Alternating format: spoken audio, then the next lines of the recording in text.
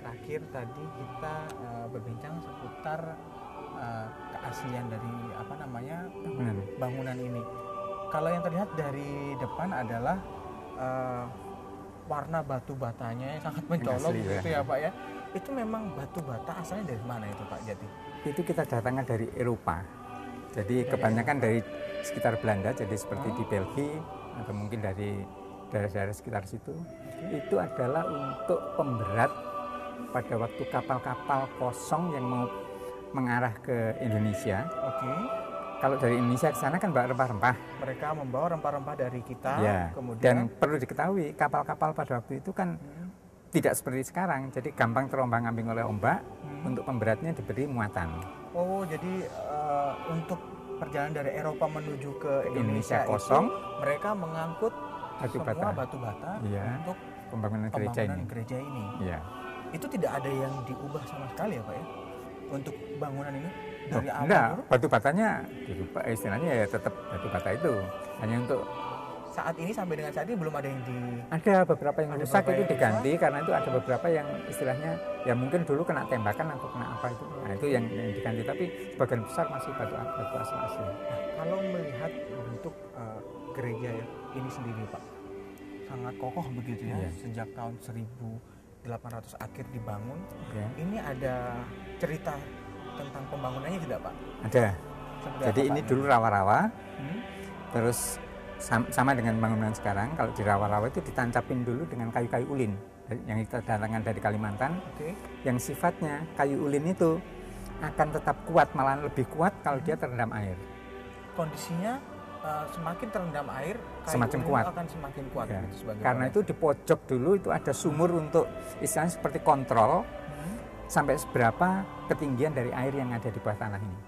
Itu untuk menyelamatkan jangan sampai kayu-kayu ini kekeringan. Kalau kekeringan dia akan rapuh. Dan bangunan ini tidak seperti bangunan sekarang pakai apa namanya tiang pancang atau ya. Gitu ya. Tapi ini adalah pilar. Jadi kalau pilar itu biasanya dari atas ke bawah itu ada tambah ke bawah tambah besar. Semakin besar fondasi di bawahnya ya Pak ya. Itu nanti bisa dilihat di luar. Pak, kalau tadi saya sempat melihat juga di samping gereja ada beberapa benda-benda yang ditempatkan dalam satu tempat kaca, museum kecil katakan seperti itu. Itu di dalamnya koleksi apa saja itu Pak? Bisa diceritakan Pak Jati?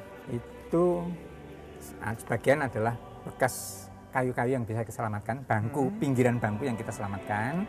Diselamatkan dari peristiwa tahun 1945? 45, ya. Ya, pada waktu di bumi hanyuskan itu. Nah, itu yang beberapa, terus ada jubah-jubah plus Injil yang masih berbahasa Latin. Berbahasa Latin? Iya. Itu untuk perawatannya sendiri seperti apa Pak jadi? Sampai sekarang ya hanya kita taruh aja. Iya, paling-paling kalau dulu diberi kapur barus gitu aja, supaya tidak dimakan bubuk gitu. Nah, jadi kalau gereja ini sendiri Pak Jati selain untuk apa namanya peribadatan begitu. Kalau tadi Pak Jati bilang Bapak adalah seksi hubungan antar agama dan kepercayaan. Nah, berbicara tentang antar agama itu ada semacam kunjungan begitu dari umat agama lain ke sini untuk apa begitu berdiskusi atau apa begitu Pak? Kegiatannya sendiri seperti apa itu Pak? Kita karena kita juga seksi hak itu nantinya ada forumnya, yaitu Forum Komunikasi Umat Beragama. Apalagi di Surabaya ini termasuk sebagai percontohan karena FKUB Surabaya ini begitu kuatnya sehingga pernah mengadakan kunjungan ke Palestina, ke Israel maupun ke Roma. Dan tokoh-tokoh agama yang pernah ke Roma tadi bisa diterima oleh Paus. Oh begitu. 6 perwakilan tokoh agama dari Surabaya FKUB itu. Itu kira-kira karena apa? Faktor apa itu Pak? Apa ya? Karena toleransi kita yang begitu besar? Toleransi kita besar dan sana setelah mendengar bahwa di Indonesia ini toleransi agamanya begitu besar dan bisa mengumpulkan beberapa tokoh agama untuk bisa dibawa ke sana. Si Paus begitu antusiasnya untuk mau mengapresiasi sehingga dia mau beraudiensi dengan wakil-wakil dari tokoh-tokoh agama. Menarik. Tapi ya itu hanya 6 saja, yang lainnya rombongannya banyak sekitar 30, tapi yang boleh bersalaman dengan dengan beraudiensi dengan paus saja hanya 6 perwakilan agama tadi. Pak Jadi tadi sempat menyinggung sedikit tentang keikutsertaan gereja ini dalam apa tadi Asia Heritage ya Pak ya? Asia Heritage. Itu dengan bangunan cagar budaya mana saja itu Pak? Kalau dari jadi pada waktu kita mewakili Asian Heritage untuk Indonesia, iya, itu Surabaya itu diwakili oleh Gereja Kepanjen, iya, kemudian Hotel Majapahit, Rumah Sakit Darmo, dan Universitas Erlangga Fakultas Kedokteran.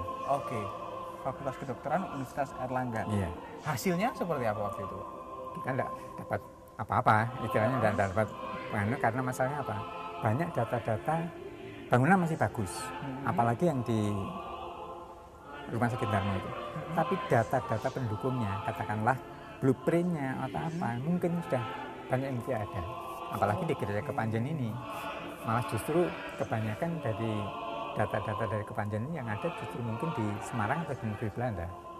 Itulah mungkin ya Pak ya, kelemahan kita sebagai bangsa itu kurang bisa menjaga arsip-arsip yang berkaitan dengan penting sekali untuk melihat lagi sejarah-sejarah kita gitu ya Pak ya.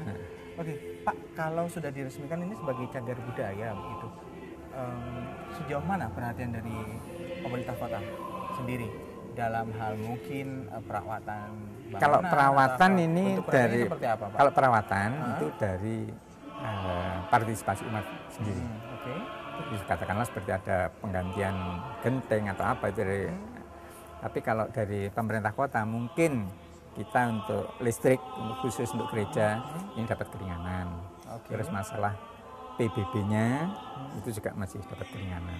Tapi kita juga ada istilahnya tidak boleh merubah bentuk bangunan ini, harus mempertahankan. Gitu ya. Oke, Pak, jadi ini kan gereja ini sangat besar sekali ya Pak. Kira-kira dapat menampung umat sampai ratusan atau ribuan di sini? Kalau di sini untuk dalam gerejanya saja paling banyak sekitar 900 sampai 1000. Oke. Ya, tapi kalau dengan tidak menampungnya itu kita biasanya kalau ada perayaan besar kita buat tenda-tenda di luar.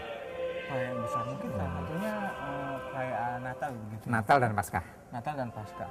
Ya. Kalau berbicara seputar Natal ini kesiapannya sejauh mana Pak? Apa mungkin ada perayaan-perayaan tertentu, ritual-ritual tertentu yang biasanya selalu hadir saat Natal sebelum Natal itu ada masa Advent.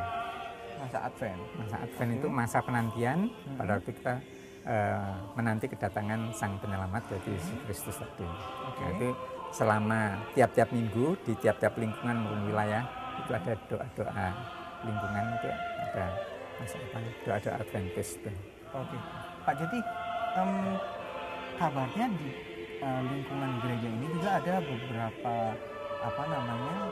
bangunan yang menyerupai gua begitu, ada beberapa patung. Ini memang di gereja Katolik atau tempat-tempat ziarah Katolik itu kebanyakan ada devosi untuk Bunda Maria. Karena itu hampir di tiap-tiap gereja Katolik kita ada Gua Maria. Kalau di gereja Kepanjen letaknya di sebelah mana? Di sebelah utaranya gereja Kepanjen. Itu sebagai apa ya? Kita juga agak mengadopsi dari Lourdes yang di Perancis. Jadi bentuknya ada gua, ada patung Maria, ada air mengalirnya di bawah. Penasaran nih Pak Jadi.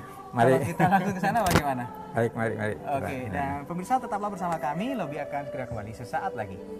Langsung ke sana ya Pak. Ya.